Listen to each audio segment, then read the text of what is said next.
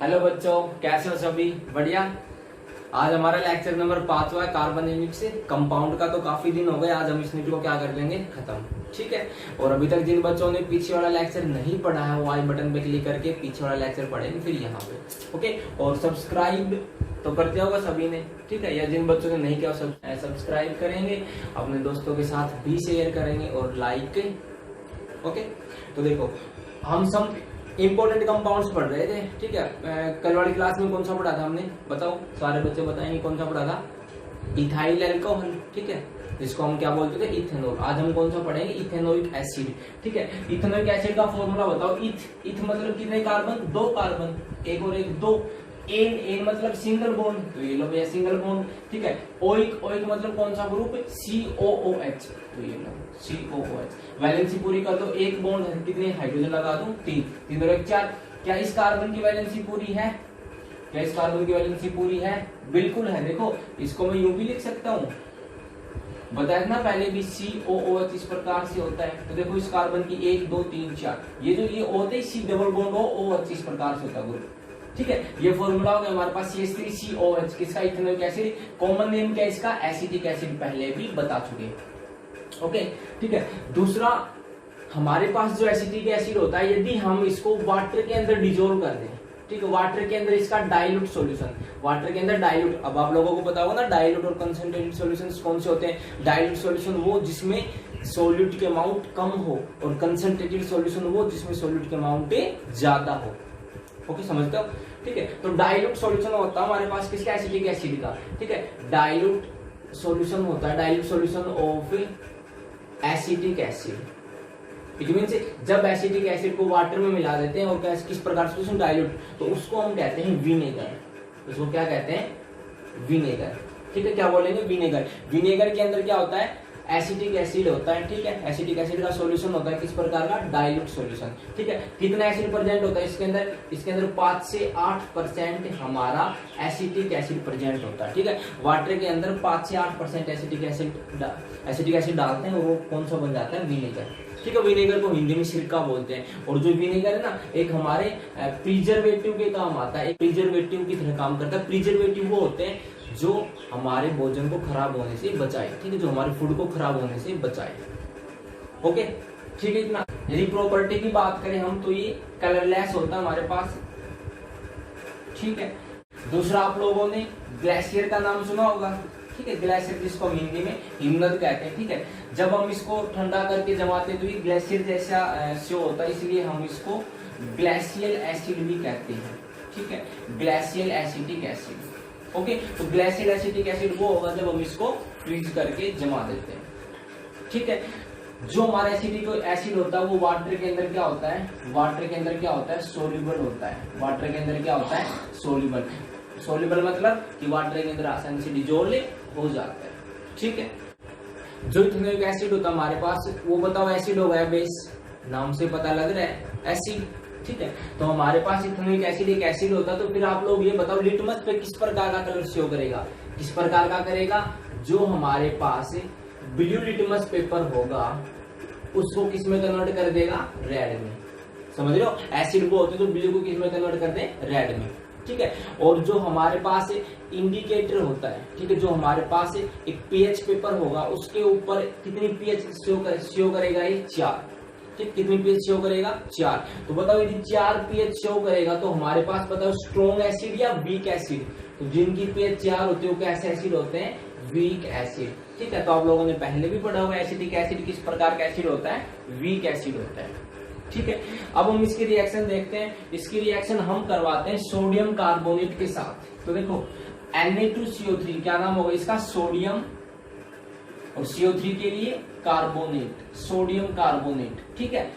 NaHCO3 का नाम क्या होता है? Na सोडियम, ठीक है। फिर क्या है? हाइड्रोजन, और फिर क्या लिख दूंगा? Carbonate. Okay, sodium hydrogen carbonate. NH का नाम सोडियम हाइड्रोक्साइड, पता है। CH3COH का एसिटिक एसिड या इथेनोइक एसिड। जब हम रिएक्शन करवाएंगे तो फॉर्मेशन होगी हमारे पास CH3COONA। देखो, ये यहां से एक Na, ठीक है, और ये इसका CH3CO एक Na आपस में जुड़ जाएंगे। तो देखो बचा क्या क्या, एक तो ये H, ठीक है, एक यहां से ये CO3, ठीक है। तो देखना जो CO3 है ना, यहां से तो बाहर जाएगी CO2 गैस, CO3 से बाहर क्या जाएगी, CO2 गैस। अब जब CO2 बाहर गई तो एक O बच गए ना, 3 O थे, 2 ही तो हो गए हैं, तो एक O एक ये H, ठीक है, O और H बचा। तो O और H से क्या हो सकता है, वाटर की फॉर्मेशन, और बाहर क्या जाएगा, H2O। जब रिएक्शन को बैलेंस करेंगे ना, तो देखो Na1 Na2, यहाँ पे क्या लग जाएगा, 2 लग जाएगा, ठीक है। अब देखो कार्बन कितने, ये 2, उसके सामने कितने लगा दो 2। अब देखो सारी रिएक्शन बैलेंस है, सब कुछ देख लो, देखो टोटल कार्बन देख लो, ये कार्बन इसके सामने देखो एक कार्बन 2, सामने 2 है, तो कितने हो गए टोटल 4, ठीक है। एक ये रहा 5 इस तरफ आयो, एक और एक ये 2 हो गई, 2 के सामने 2 तो 4, और एक ये रहा 5। ओके, ऑक्सीजन देखो एक 2 3, 2 ये 2 के सामने 2, तो 2 दूनी 4 और 3 7, यहाँ पे देखो 2 के सामने 2, तो 2 दूनी 4, 4 और 2 6 और 1 7। हाइड्रोजन देखो 2 3 के आगे 2, 3 दूनी 6 और 2 8, यहाँ पे देखो 3 और 1 4 और 4 के आगे 2, तो 8। ओके, कहने का मतलब सारी रिएक्शन की हमारी बैलेंस, Na कितने 2, Na के आगे कितना 2, तो रिएक्शन बैलेंस।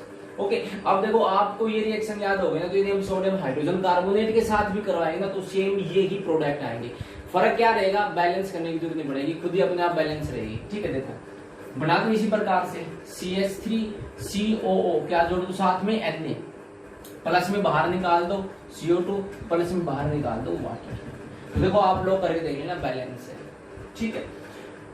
नाम क्या होगा इसका बताओ, इसको हम बोल देंगे सोडियम इथेनोइट, ठीक है। क्या नाम होगा इसका, सोडियम इथेनोइट।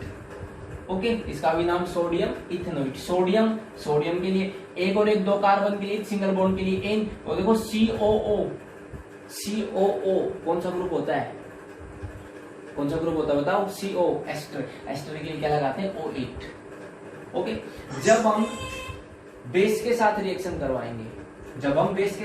करवाएंगे, एसिड की, तो किसकी फॉर्मेशन होगी, फिर से साल्ट की फॉर्मेशन होगी, सेम यही सोडियम इथेनोइट CH3CO के साथ क्या जोड़ दो Na, और देखो ये OH और ये H बाहर क्या जाएगा, H2O, बस सेम CH3COO Na, और प्लस में बाहर क्या गया, H2O, सोडियम इथेनोइट।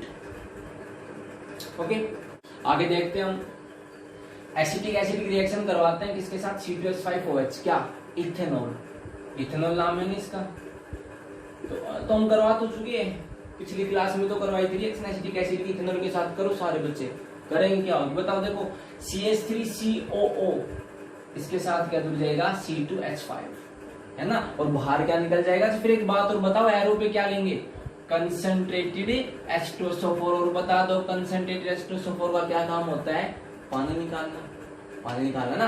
किस प्रकार का एजेंट है, डिहाइड्रेटिंग एजेंट, कौन, कंसंट्रेटेड H2SO4। तो देखो ये OH और ये H मिलेंगे, जाएंगे, बाहर निकल गई वाटर, और सभी को जोड़ दो, तो जोड़ के क्या आया था, देखो CH3COO, फिर क्या जोड़ूंगा, C2H5। ओके, CH3CO C2H5 का नाम क्या होता है, इथाइल इथेनोइट, कल भी लिखा था हमने। हो गया, हो गई रिएक्शन, ठीक है। बड़ी इंपॉर्टेंट रिएक्शन है, किसकी फॉर्मेशन होगी बताओ, इथाइल इथेनोइट क्या होता है, हमारे पास एस्टर की स्मेल कैसी होती है, स्वीट स्मेल होती है ना, स्वीट स्मेलिंग होते हैं। ओके, और जिसमें एस्टर की फॉर्मेशन होती है उन रिएक्शंस को क्या कहते हैं, एस्ट्रिफिकेशन रिएक्शंस। कौन सी, एस्ट्रिफिकेशन रिएक्शंस, जिनके अंदर एस्टर की फॉर्मेशन होती है। ओके, अगली रिएक्शन है हाइड्रोलाइसिस ऑफ एस्टर। देखो हाइड्रोलाइसिस का मतलब क्या होता है, ब्रेक डाउन, ठीक है, ब्रेक डाउन वाटर के अंदर, ठीक है। हाइड्रोलाइसिस का मतलब क्या होता है, ब्रेक डाउन। तो देखो यहाँ पे हमें एस्टर हमारे पास इथाइल इथेनॉल CH3CO C2H5 का ब्रेक डाउन करेंगे किसके अंदर, सोडियम हाइड्रोक्साइड के सॉल्यूशन में, ठीक है। सोडियम हाइड्रोक्साइड का solution it means sodium hydroxide को वाटर के अंदर डिसॉल्व कर रखा हमने। सोडियम हाइड्रोक्साइड का सॉल्यूशन है, उसमें हम क्या डाल देंगे, इथाइल इथेनॉइड, टूट जाएगा, ठीक है। एस्टर का टूटना, इथाइल इथेनॉइड का टूटना is called hydrolysis of ester, break down होना, ठीक है। और ब्रेक डाउन होके किस प्रकार से होगा, देखो ये यहाँ तक तो इतना अलग, CH3CO अलग, ठीक है, C2H5 अलग, यहाँ से टूटेगा, ठीक है।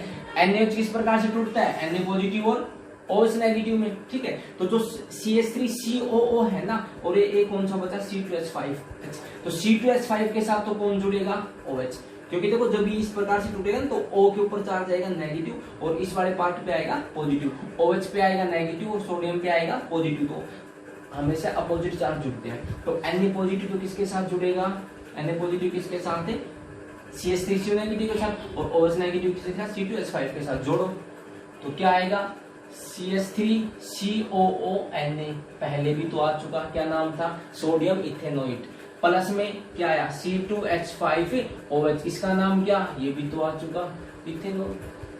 ओके, तो जब हम हाइड्रोलाइसिस करवाएंगे इथाइल इथेनोइट की तो क्या बनेगा सोडियम इथेनोइट एंड प्लस में इथेनॉल।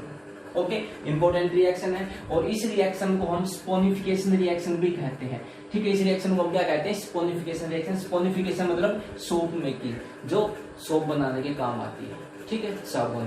तो द अल्कलीन हाइड्रोलाइसिस, अल्कलीन मतलब अल्कली किसे कहते हैं, अल्कली बेस को कहते हैं। कौन से बेस, याद करो, water soluble bases are called alkalis. तो अल्कली सोडियम हाइड्रोक्साइड गैस है, एक अल्कली है, वाटर में डिसॉल्व होता है। तो the alkaline hydrolysis, hydrolysis means तोड़ना, हाइड्रोलाइसिस करवाई, the alkaline hydrolysis of esters is known as saponification. Okay, important है तीनों की तीनों रिएक्शन, बिल्कुल अच्छे से याद कर लेंगे, समझो पेपर में आएंगी।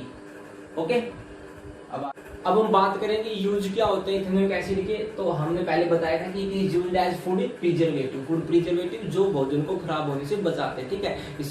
ये यूज होता है in the form of vinegar, ठीक है। विनेगर हमें पता है कि इथेनोइक एसिड का 5 से 8% सोल्यूशन होता है किसमें, वाटर में, ठीक है, डाइल्यूट सोल्यूशन। तो ये हम लगभग हमारे पिकल्स में डालते हैं, अचार में, ठीक है, टमाटो सॉप में डालते हैं, जिससे कि वो खराब होने से बचता है, ठीक है। इन the manufacture of acetone, acetone एक हमारे पास एक केमिकल कंपाउंड होता है, उसकी प्रिपरेशन करने में, उसका मैन्युफैक्चर करने में इसका यूज करते हैं, ठीक है। एसीटोन आप लोगों को पता होगा, बताओ फॉर्मूला एसीटोन का।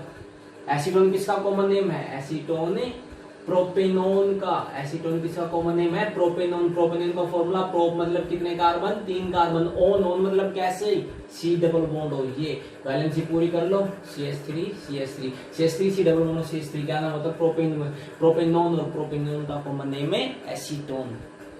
आया यार, ठीक है। इन परफ्यूम्स, ये भी बता दिया था, ठीक है। एस्टर कहाँ यूज होता है, परफ्यूम्स में यूज होता है, ठीक है, क्योंकि इसकी जो स्मेल होती है स्वीट स्मेल होती है। इन प्लास्टिक से, in the manufacture of plastic dyes, ठीक है, प्लास्टिक बनाने में होता है, डाइज बनाने में मीठे से, ठीक है। तो देखो अगला टॉपिक हमारा most important soaps and detergents, ठीक है। सोप मतलब साबुन, ठीक है, और डिटर्जेंट आप लोगों को पता होगा, ठीक है, जो कपड़े धोने के काम आता है, डिटर्जेंट भी और सोप भी, ठीक है। लेकिन फिर भी दोनों में क्या होता है, फर्क होता है, ठीक है। देखो any substance which has cleansing action in water is called a detergent। कोई भी ऐसा सब्सटेंस जो कैसा एक्शन रखता हो, क्लीनिजिंग एक्शन, कैसा एक्शन रखता हो, क्लीनिजिंग एक्शन इन वाटर मींस साफ करने का एक्शन करता हो वाटर के अंदर, उसको हम क्या कहेंगे डिटर्जेंट, ठीक है। तो जो डिटर्जेंट होते हैं उनमें 2 टाइप के होते हैं, एक तो होते हैं सोपी डिटर्जेंट, एक होते हैं नॉन सोपी, ठीक है। जो सोपी होते हैं उनको हम सोप कह देते हैं, ठीक है, और जो नॉन सोपी होते हैं उनको हम क्या कह देते हैं, मेनली डिटर्जेंट, ठीक है। वैसे तो डिटर्जेंट ही है, लेकिन हम लोग क्या कह देते हैं कि जो सोपी टाइप के होते हैं उनको सोप कह देते हैं, और जो नॉन सोपी है उनको बस क्या कह दिया डिटर्जेंट सिंपली, ओके, या सिंथेटिक डिटर्जेंट। अब देखो सोप क्या होती है, सबसे पहले a soap is the sodium salt of a long chain carboxylic acid which has a cleansing properties in water. भैया एक सोडियम साल्ट की एक लॉन्ग चेन होती है, एक लंबी चेन होती है, किसकी, सोडियम साल्ट की, मींस उसमें सोडियम मिलेगा, ठीक है। किसकी of a long chain, carboxylic acid, और उसमें कार्बोक्सिलिक ग्रुप भी मिलेगा, ठीक है। Sodium salt of a long chain carboxylic acid, और उसकी कैसी प्रॉपर्टी है, पानी के अंदर साफ करने की, ठीक है, क्लीनिजिंग प्रॉपर्टीज इन वाटर। ओके, तो देखो एग्जाम्पल है हमारे पास एक सोडियम स्टाइरेट, ठीक है, एक सोप है। फॉर्मूला क्या होता है इसका फॉर्मूला होता है C17H35COO। अच्छा एक बात देखना, यदि मैं यहाँ पे H लगा दूं तो बताओ कौन सा ग्रुप है, कार्बोक्सिलिक ग्रुप है ना, कार्बोक्सिलिक। इस H को रिप्लेस करके मैंने क्या लगा दिया, Na लगा दिया, सोडियम लगा दिया, तो अब ये क्या हो गया, अब ये साल्ट बन गया, और कैसा साल्ट, एक सोडियम साल्ट, किसका, कार्बोक्सिलिक एसिड का। और कैसी चेन, बहुत ही लंबी, C17 कार्बन है, 1 2 3 4 5 6 8 10 15 17 है ना। तो देखो sodium salt of long chain carboxylic acid, ये किसका फॉर्मूला हमारी एक सोप है जिसका नाम क्या है सोडियम स्टाइप C17H12COON। समझे। अब देखते हैं इसको। देखो बहुत ही इंपॉर्टेंट है ना, सारे बच्चे समझेंगे। देखो मैं इसको बनाता हूं, आप लोग देखेंगे इस प्रकार से बना देता हूं, ठीक है। ये जो एंड्स होते हैं ना, ये कार्बन होते हैं, यहाँ पे कार्बन, यहाँ पे कार्बन, यहाँ कार्बन, यहाँ कार्बन, ठीक है। 1 2 3 4 5 6 7 8 9 10 11 12 13 14 15 16 17, ठीक है। और फिर क्या था COO और Na। CONA पे नेगेटिव और Na पे पॉजिटिव। जब हम पानी में डालेंगे इसको तो ये टूट जाता है, आयनिक होता है, ठीक है। CO नेगेटिव और Na पे पॉजिटिव। ओके, तो ये आप लोग काउंट करना 17 होंगे, ठीक है। 1 2 3 4 5 6 7 8 9 10 11 12 13 14 15 16 और 17, ठीक है। C17H35 COONA, इस प्रकार से हमारे पास फॉर्मूला C17H35 COONA। ओके, तो ये CONA अलग से पार्ट और C17 हमने ये कर दिया राइट डाउन, ठीक है। और हाइड्रोजन वैलेंसी के अकॉर्डिंग यहाँ पे सब जगह कितने रहेंगे 2 2 2 2 2, ठीक है। काउंट कर लेना, कंप्लीट हो जाएगा। अब देखो जो इंपॉर्टेंट बात है, ये हमारे पास एक सोप का फॉर्मूला है, इसमें 2 पार्ट होते हैं, ठीक है। यहाँ से लेके एक तो यहाँ तक, दूसरा यहाँ से लेके यहाँ तक। ओके, जो इस साइड वाला पार्ट है इसको हम बोलते हैं टैल, इसको क्या बोलते हैं हम टैल, ठीक है, पूंछ। और ये जो होता है इसको हम बोलते हैं हेड पार्ट, ठीक है। कौन सा पार्ट है, और ये पीछे वाला टैल पार्ट। ओके, जो पीछे वाला पार्ट है हमारा, ठीक है, इसके ऊपर कोई चार्ज है, कोई चार्ज नहीं है। जो हेड पार्ट है इसके ऊपर चार्ज है, बिल्कुल चार्ज है। अच्छा, जो हमारे पास वाटर होता है ना, वाटर, ठीक है, वो पोलर नेचर का होता है। आप लोग याद कर लेंगे, बाद में पता लग जाएगा। वाटर किस नेचर का होता है, पोलर। देखो पोलर का मतलब क्या होता है, जिसके ऊपर ना पोल आ जाए, पोल मतलब चार्ज आ जाए। देखो वाटर इस प्रकार से होता है हमारे पास H2O। O एक इलेक्ट्रोनेगेटिव एलिमेंट होता है, जो आप 5th यूनिट में +1 में देखेंगे, ठीक है। ये इलेक्ट्रोनेगेटिव क्या होता है, ऐसा इस प्रकार का। आप लोग एक बस इतना समझे कि जो ऑक्सीजन है वो इलेक्ट्रॉन्स को अपनी तरफ खींचेगा, इसलिए इलेक्ट्रोनेगेटिविटी ना ज्यादा होती है, तो इस पे नेगेटिव चार्ज आ जाएगा, ठीक है। हाइड्रोजन पे जब इलेक्ट्रॉन इसने खींच लिया तो हाइड्रोजन पे कैसा आएगा, पॉजिटिव डेल प्लस डेल। तो अब देखो इस पे ना चार्ज क्रिएट हो गई, जिन मॉलिक्यूल्स पे चार्ज क्रिएट हो जाते हैं ना उनको हम बोलते हैं पोलर मॉलिक्यूल्स, ठीक है। आप अब इतना याद रखें, वाटर कैसा होता है, पोलर मॉलिक्यूल, ठीक है। इस पे क्या है, चार्ज आ जाते हैं। फिर एक बात और याद रखेंगे, पहले भी आप लोगों ने पढ़ी होगी कि लाइक डिजोल्व लाइक, जो जैसा होता है वो उसी में डिजोल्व होता है, ठीक है। लाइक डिजोल्व लाइक, जो जैसा होता है वो वैसे को पसंद करता है, ठीक है। जैसे हम लोग हैं, हमारे विचार किसी दूसरे के साथ मिलेंगे तो वो हमें अच्छा लगेगा, है ना। विचार नहीं मिले तो हम उसके साथ डिजोल्व होंगे नहीं, मीन्स मेल जोल करेंगे नहीं, ठीक है। तो वाटर पोलर नेचर होता है। अब आप लोग बताओ, इस पार्ट पे चार्ज आया, कोई चार्ज नहीं, उस पार्ट पे चार्ज है, बिल्कुल है। तो जब हम इसको वाटर में डालेंगे ना, तो भैया ये जो पार्ट है, पीछे वाला पार्ट, टैल पार्ट, ये वाटर में डिजोले नहीं होगा और ये वाटर में डिजोले होगा, समझ रहे हो। इट मीन्स एक नाम बोलेंगे हम, इसको बोलते हैं हाइड्रोफोबिक। इस पार्ट को क्या बोलेंगे, हाइड्रोफोबिक। इसको क्या बोलेंगे, हाइड्रोफिलिक। क्या बोलेंगे इसको, hydrophilic. Hydrophobic means phobia, phobia means डर। किससे डरेगा, पानी से, ठीक है, पानी से डरेगा। इट मीन्स कैसा पार्ट है ये, वाटर हीटिंग पार्ट है। कैसा पार्ट है, वाटर हीटिंग, वाटर से हीट करेगा, दूर भागेगा। और ये कैसा पार्ट है हमारे पास, वाटर लविंग, पानी से क्या करेगा, प्यार करेगा, है, पानी से क्या करेगा, अट्रैक्शन शो करेगा, वाटर अट्रैक्टिंग, समझ लो। Head part water attracting, tail part water hating, means hydrophobic. और इसको क्या बोलेंगे, हाइड्रोफिलिक, ठीक है। इसको हम लायोफोबिक भी कह सकते हैं और इसको लायोफिलिक भी बोल सकते हैं। ओके, अगली बात, वाटर से हीट करेगा, ठीक है, टेल है, ठीक है। जो पीछे वाला पार्ट है वो क्या हमारा, कार्बन का, है ना, एक लॉन्ग चेन, ठीक है। और वो क्या हमारा हेड पार्ट, CO नेगेटिव। तो देखो ये पार्ट हमारा कैसा है, नॉन पोलर। कोई चार्ज नहीं है ना तो क्या बोलेंगे, नॉन पोलर। इसमें चार्ज है ना तो क्या बोलेंगे, पोलर पार्ट। ओके, समझते इतना। वाटर के साथ कौन सा चिपकेगा, वो चिपकेगा, वो डिजोल्व करेगा, आयनिक पार्ट है, ठीक है। आयनिक पार्ट है, पोलर नेचर का है, तो लाइक डिजोल्व लाइक होता है, ये पानी से दूर भागेगा, समझ गए ना। ठीक है। अब हम देखते हैं कि ये पानी में किस प्रकार से जाता है, इसका क्या क्लींजिंग एक्शन होता है, किस प्रकार से कपड़े को साफ करता है। ठीक है, इतना याद हो गया आपका। फिर एक बात बता दो, यदि ये वाटर से हीट करता है तो किसी से तो लव करता होगा, है ना, मीन्स किसी के साथ तो अट्रैक्शन शो करता होगा। तो वाटर और ऑयल बताओ आप लोग, है ना, जो तुम्हारा दुश्मन है ना, यदि तुम तो दोस्त हो, तुम्हारे दोस्त का दुश्मन तुम्हारा भी क्या होगा, दुश्मन ही होगा, है ना। तो देखो यदि वाटर के साथ हीट करता है, और वाटर और ऑयल आपस में क्या है, दुश्मन होते हैं। पानी के अंदर ऑयल भी डिजोल्व नहीं होता, और बताओ ये पार्ट भी पानी में डिजोल्व नहीं होता, तो दोनों का दुश्मन क्या हो गया, कॉमन हो गया ना पानी। तो फिर यदि ये वाटर में डिजोल्व नहीं होता तो ऑयल में डिजोल्व होगा। इट मींस ये किस में डिजोल्व होता है, ऑयल में, ऑयल लविंग पार्ट। और फिर ये ऑयल हीटिंग पार्ट। ओके, आप वाटर का याद रख लेंगे, फिर अपोजिट याद तो हो ही जाएगा। वाटर से हीट करेगा तो लव से, ऑयल से लव करेगा। ओके, अट्रैक्शन शो करेगा। इतना समझ गए सारे बच्चे, समझ कितना? ठीक है, अब देखते हैं आगे। ठीक है, देखो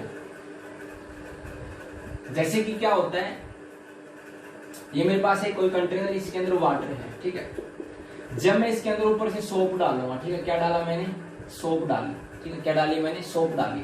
तो जो सोप होगी ना, जब मैं इसमें थोड़ी सी डालूंगा तो क्या होगा, आप लोग बताओ मेरे को कि कौन सा पार्ट, यहां तक वाटर, ठीक है, सोप का कौन सा पार्ट इसमें डिजोल्व होना चाहिएगा, हेड पार्ट। और जो पूंछ है, जो पीछे वाला पार्ट है उसका, वो क्या चाहिएगा, बाहर होना, है ना। जो लंबा पार्ट है, अल्काइल ग्रुप है, वो क्या रहेगा, बाहर। तो देखो इस प्रकार से कुछ हमारे पास होगा कि जो COO नेगेटिव है ना, वो तो अंदर डिजोल्व होगा, और जो पूंछ है, जो टेल है, वो इससे बाहर, क्योंकि वो डिजोल्व थोड़ी ना होना चाहिए। समझते इतना?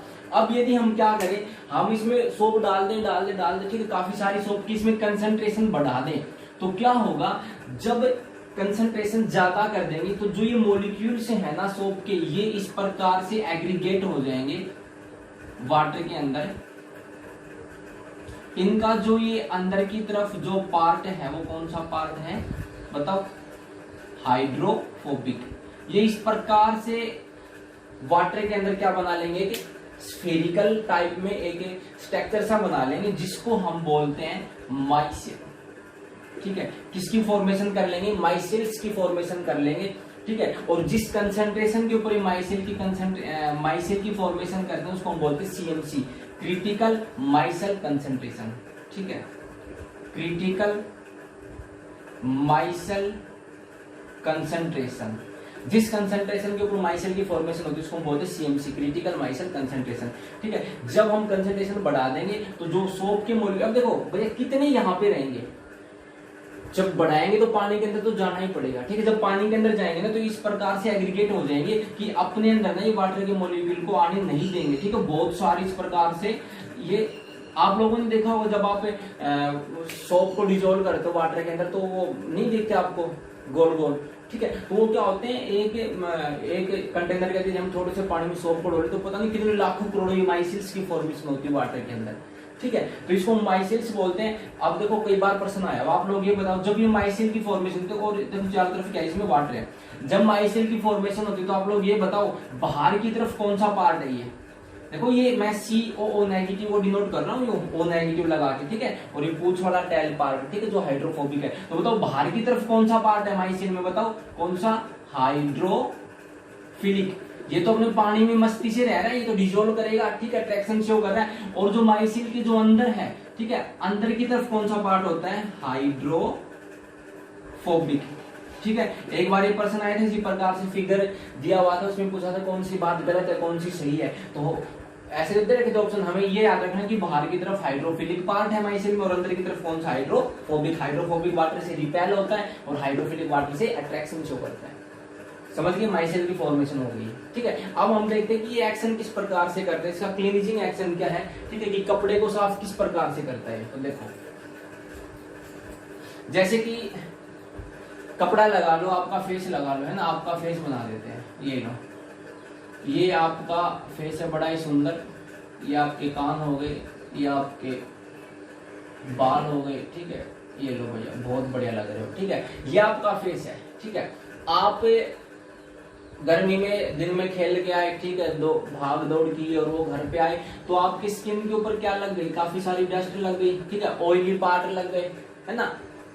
ऑयली पार्ट भी तो हो जाता है, समझते हो सारे। ठीक, अब आपने क्या किया, अब आए और आपने बस पानी से मुंह धो लिया, तो क्या साफ हुआ ना, कुछ साफ नहीं हुआ, थोड़ा बहुत बस वैसे। और यदि आपने साबुन लगा के फेस को साफ किया तो ज्यादा बढ़िया साफ हुआ होगा, ठीक है। वैसे तो है ही बढ़िया, है ना, और साबुन लगाया तो और भी बढ़िया, तो बढ़िया साफ हुआ होगा। तो अब उससे क्या हुआ कि किस प्रकार से क्या एक्शन हुआ, तो देखो यहाँ पे हमारे फेस पे या कपड़े के ऊपर हमारे पास कोई कपड़ा है, यहाँ पे कोई डर्ट लग गई, ठीक है, ये डर्ट ऑयली टाइप की होती है, ठीक है, डर्ट और गंदगी लग गई। अब क्या हुआ, हमने इसके ऊपर साबुन को रब किया, ठीक है। जब साबुन को हमने रब किया तो जो साबुन के कौन सा वाला पार्ट जाके लगेगा ऑयल के, बताना एक बार, ये या ये पीछे वाला, ये होता है ना ऑयल से अट्रैक्ट पीछे वाला पार्ट करता है, ठीक है, टेल पार्ट। तो ये जो टेल पार्ट है ना, ये यहाँ पे जाके क्या शो करेगा, अट्रैक्शन। और बाहर की तरफ कौन रहेगा, अब एक CO नेगेटिव हेड पार्ट, क्योंकि ऑयल के साथ तो पूछ वाला पार्ट अट्रैक्शन शो करेगा, ठीक है। ये इसने इसको पकड़ लिया। अब फिर हम क्या करते हैं, हमने साबुन लगा लिया, कपड़े के साबुन लगा लिया, फिर हम क्या करते हैं, कपड़े को बाल्टी के अंदर डालते हैं, ठीक है। बाल्टी के अंदर क्या पानी, फिर बाहर निकालते हैं, तो कपड़ा कैसा दिखता है हमें, थोड़ा सा साफ, फिर डालते, फिर करते, फिर डालते, फिर, और फिर जो नीचे जो पानी होता है वो कैसा हो जाता है, गंदा, और कपड़ा कैसा हो जाता है, साफ। वो किस प्रकार से कि भैया जब इसके अंदर वाटर आएगा, ठीक है, जब वाटर अटैक करेगा, तो बताओ वाटर किसके साथ चिपकेगा, इस वाले पार्ट के साथ, COO नेगेटिव पार्ट के साथ चिपकेगा ना, हाइड्रोफिलिक पार्ट के साथ अट्रैक्शन शो करेगा। तो बताओ वाटर चिपकेगा इस पार्ट के साथ, ठीक है, CO नेगेटिव हेड किसके साथ चिपका हुआ है, पूछ के साथ। पूछ ने कौन अपने साथ चिपका रखा है, डर्ट का पार्टिकल, ऑयल का पार्टिकल। जब हम कपड़े को बाहर निकालेंगे तो इनके फोर्स ऑफ अट्रैक्शन इतने ज्यादा होते हैं कि भैया वाटर तो खींचेगा, हेड को हेड खींचेगी, पूछ को, और पूछ किसको खींचेगी, डर्ट को, और पैंट को हम बाहर निकाल, और पैंट को कौन खींचेंगे, कपड़े को कौन खींचेगा, हम खींचेंगे, ठीक है। और ये सारे कहाँ रह जाएंगे, पानी में। तो पानी कैसा हो जाएगा फिर, गंदा, है ना। यही खेल यहाँ पे, जब हम साबुन लगा ले, फिर जब हम पानी से मुंह को साफ करते हैं, तो जब पानी नीचे गिरेगा तो पानी किसको खींच के ले जाता है, हाइड्रोफोबिक पार्ट को। हाइड्रोफोबिक किसके लगा हुआ, हाइड्रोफिलिक पार्ट के। हाइड्रोफिलिक ने किनको पकड़ रखा था, उस डस्ट को, ऑयली पार्ट को, समझ रहे हो। ये हमारा क्या है, क्लीनिजिंग एक्शन ऑफ सोप, कि भैया जो हाइड्रोफोबिक पार्ट होता है वो डर्ट के साथ अट्रैक्शन शो करेगा, और जो हाइड्रोफिलिक पार्ट होता है वो वाटर के साथ अट्रैक्शन शो करेगा, समझ गए इतना, ठीक है। सोप का नेचर किस प्रकार का होता है, सोप जो हमारी सोप होती है वो रेड को ब्लू में कन्वर्ट कर देती है। तो बताओ किस प्रकार की हुई, बेसिक नेचर की। सोप किस प्रकार की होती है, बेसिक नेचर की, ओके।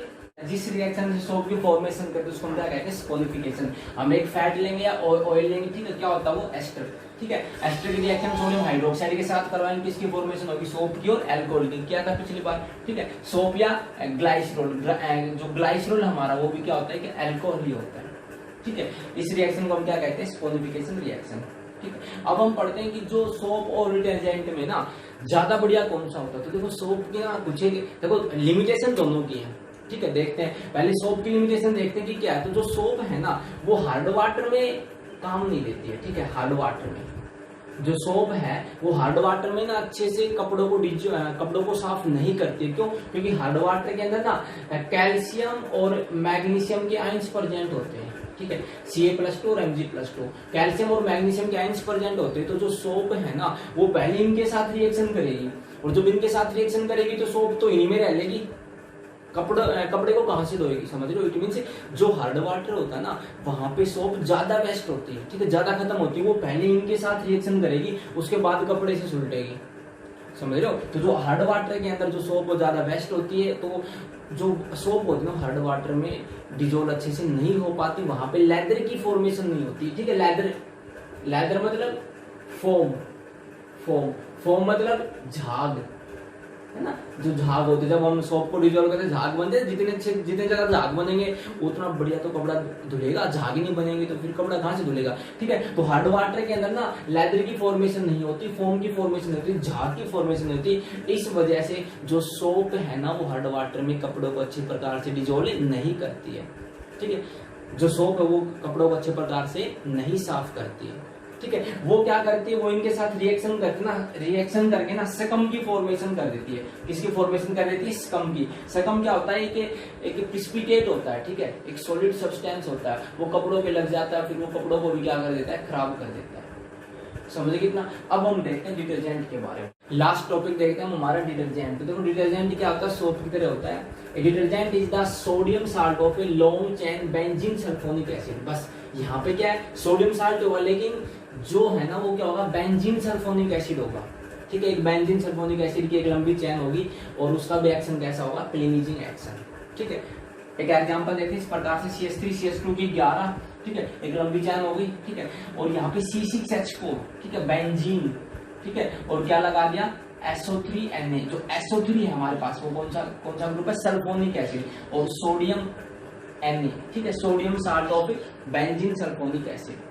तो ये एक एग्जांपल हमारे पास किसका, डिटर्जेंट का, तो इसको याद रख लेंगे। तो डिटर्जेंट क्या होता है, detergent is the sodium salt of long chain benzene sulphonic acid which has cleansing properties in water. ठीक है, सोप की तरह काम करेगा। ठीक है, लेकिन आप लोगों ने भी तो देखा होगा कि मतलब सोप और डिटर्जेंट में बढ़िया क्लीनिजिंग एक्शन किसका है, ज्यादा बढ़िया साफ कपड़े कौन साफ करता है, कि हम कपड़े साफ है किया करो। ठीक है, पता लगेगा। तो बताओ, पता भी होगा कुछ एक को तो, है ना, लड़कियों को नहीं, लड़कों को भी पता होगा, है ना, शाबाश, बहुत बढ़िया, क्या करो काम। तो बताओ किसका क्लींजिंग एक्शन बढ़िया किसका होता है, डिटर्जेंट का, है ना। डिटर्जेंट बढ़िया तरीके से कपड़े साफ करते हैं। अब कई बच्चे सोच रहे होंगे सर को कैसे पता, है ना, तो सर ने भी तो किए हैं साफ, इसलिए पता है। ठीक है, तो जो डिटर्जेंट होते हैं हमारे पास, ठीक है, जिसको हम सर्फ भी कहते हैं ना, वो बढ़िया प्रकार से कपड़ों को साफ करता है। ठीक है, जब हम उसको पानी में डिजोल्व करते हैं बढ़िया अच्छे से झाग बनते हैं ना, बढ़िया लेदर की फॉर्मेशन होती है। सोप में इतनी ज्यादा लेदर की फॉर्मेशन नहीं होती। ठीक है, तो जितनी ज्यादा लेदर की फॉर्मेशन होगी ना, उतना बढ़िया तरीके से कपड़े को क्या करेगा, साफ करेगा। और पानी के अंदर भी सोप से ज्यादा डिजोल्व होता है। ठीक है, और जो सबसे मेन एडवांटेज है डिटर्जेंट की वो ये है कि जो डिटर्जेंट है ना हमारा, वो भैया हार्ड वाटर में भी क्या होता है, सोल्यूबल। हार्ड वाटर में भी क्या होता है, soluble. It means hard water के अंदर भी डिजोल्व होके कपड़ों को क्या कर देगा, बढ़िया तरीके से साफ। लेकिन सोप की डिसएडवांटेज क्या है, सोप हार्ड वाटर में डिजोल्व नहीं होती, वो कपड़ों को साफ नहीं करेगी। समझे, काफी सारी खराब हो जाएगी, उसके बाद तो कर ही देगी। समझ गए। तो प्रश्न आता है कई बार कि बताओ डिटर्जेंट की क्या एडवांटेज है। डिटर्जेंट की एडवांटेज याद हो गई कि हार्ड वाटर में भी डिजोल्व हो सकता है, सोप से ज्यादा पानी में सोल्यूबल होता है, और इसका जो क्लीनिजिंग एक्शन है वो ज्यादा है किससे, सोप से। अब एक प्रश्न आएगा, बहुत इंपॉर्टेंट प्रश्न है कि ये बताइए कि डिटर्जेंट की ऐसी कौन सी डिसएडवांटेज है। ठीक है, डिटर्जेंट की एक एडवांटेज है, इसीलिए हम सोप को ज्यादा प्रीफर करते हैं, कि सोप की कौन सी एडवांटेज है जिससे कि हम सोप को प्रीफर करते हैं, और डिटर्जेंट की कौन सी डिसएडवांटेज है जिससे कि हम डिटर्जेंट को ज्यादा प्रीफर नहीं करते। तो वो ये है कि जो डिटर्जेंट्स होते हैं ना, वो क्या होते हैं भैया, नॉन बायोडिग्रेडेबल होते हैं। क्या होते हैं, नॉन बायोडिग्रेडेबल। और नॉन बायोडिग्रेडेबल कौन से सब्सटेंस होते हैं, जो माइक्रो ऑर्गेनिजम्स के द्वारा डिकम्पोज ना हो, मींस टूटेंगे नहीं, खत्म नहीं, और खत्म नहीं होंगे तो भैया यदि वो पानी में मिल गए तो पानी पोल्यूशन, है ना, पानी में मिल गए तो वाटर पोल्यूशन क्रिएट हो जाएगा। ठीक है, सॉइल में मिल गए तो सॉइल पोल्यूशन हो जाएगा। ठीक है, तो वो पोल्यूशन क्रिएट करते हैं। इस वजह से ये इसकी क्या है, कमी है किनकी, डिटर्जेंट्स की। क्योंकि डिटर्जेंट्स कैसे होते हैं, नॉन बायोडिग्रेडेबल। ठीक है, वो टूटते नहीं है, इसलिए उनकी क्या है, कमी हो। जो सोप होती है, सोप कैसे होती है, बायोडिग्रेडेबल। ठीक है, वो डिकम्पोज हो जाती है। तो भैया सोप की एक यही एडवांटेज है डिटर्जेंट से कि भैया सोप क्या होती है, बायोडिग्रेडेबल। ओके, वैसे डिटर्जेंट की ज्यादा एडवांटेज है कि भैया हार्ड वाटर में डिजोल्व कर देता है, अच्छे से कपड़ों को साफ करता है, लेकिन ये कैसा होता है, नॉन बायोडिग्रेडेबल। समझ कितना। तो ये यूनिट हमारी खत्म हो गई। अच्छा, एक प्रश्न बताएंगे सारे बच्चे, है ना, एक क्वेश्चन बताएंगे, इसका उत्तर बताओ आप लोग। कि मेरे पास ना एक ये कोई कुछ भी लगा लो, एक बर्तन है, एक बर्तन ये है। ठीक है, मैंने इसके अंदर वाटर डाला। ठीक है, मैंने इसके अंदर क्या डाल दिया, वाटर। ठीक है, साथ में मैंने डाल दी सोप। ठीक है, सेम इसी प्रकार से इसके अंदर मैंने डाला वाटर, इसमें भी मैंने क्या डाल दी, सोप। ठीक है, तो जब मैंने इनको हिलाया, ठीक है, मैंने इनको हिलाया, बंद है फिर ये ना, दिखे मत देना, बंद है, तो मैंने इनको हिलाया तो क्या हुआ कि थोड़ी देर के बाद ना यहाँ पे तो लेदर की फॉर्मेशन हो गई, यहाँ पे तो लेदर की फॉर्मेशन हो गई, लेकिन यहाँ पे जो लेदर की फॉर्मेशन ना वो टेक्स प्लेस नहीं हुई। तो बताओ इसे क्या साबित हुआ,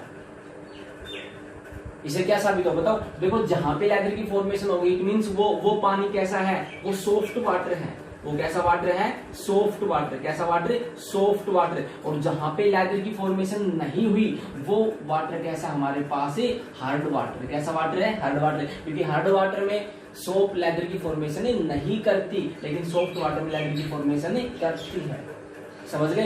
तो ये यूनिट सभी बच्चों के समझ में आया होगी। देखो बहुत ज्यादा इंपॉर्टेंट यूनिट है, इसको हम ऑर्गेनिक केमिस्ट्री बोलते हैं, ठीक है। जो कि जब आप +1 +2 में जाओगे तो वहां पे बहुत ही ज्यादा आप लोगों को क्या पहुंचाएगी, फायदा पहुंचाएगी। बहुत इंपॉर्टेंट यूनिट है, ठीक है। तो सारे बच्चे वापिस से पढ़ लेंगे जिनके समझ में नहीं आई, ठीक है। तो बाय, टेक केयर।